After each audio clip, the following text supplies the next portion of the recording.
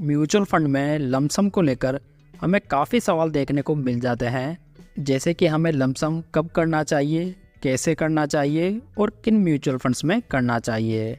दोस्तों, यदि आप निफ्टी 50 का चार्ट यहाँ पर देखेंगे तो आपको अभी ये ऑल टाइम हाई पर दिखाई देगा। तो यदि लॉजिकली देखा जाए तो ये टाइम लमसम के लिए बिल्कुल भी सूटेबल नहीं माना जा सकता।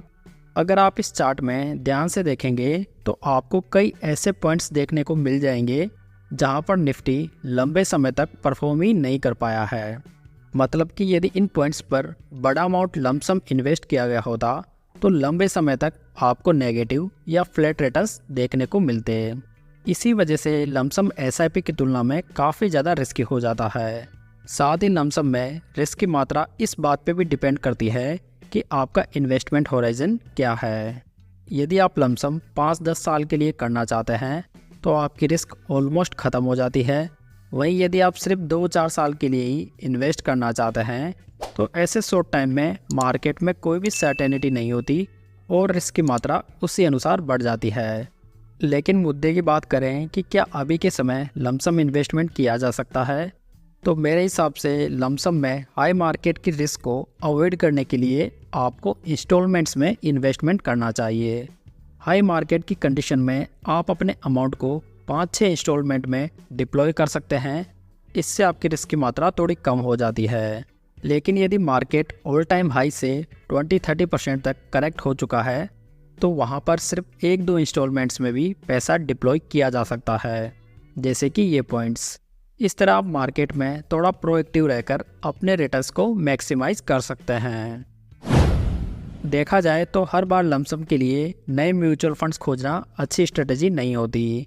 यदि आप पहले से किसी म्यूचुअल फंड में एसआईपी कर रहे हैं तो आपको उसी म्यूचुअल फंड में एडिशनल लमसम करना चाहिए।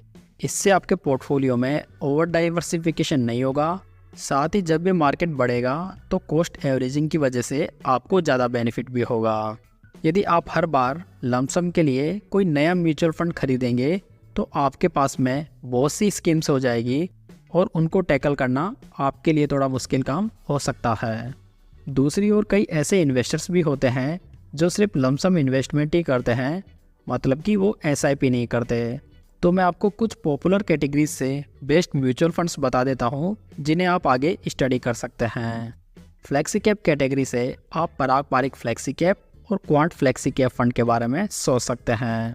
मिड कैप कैटेगरी में आप Motilal Oswal mid cap fund और क्वांट मिड कैप फंड के बारे में विचार कर सकते हैं।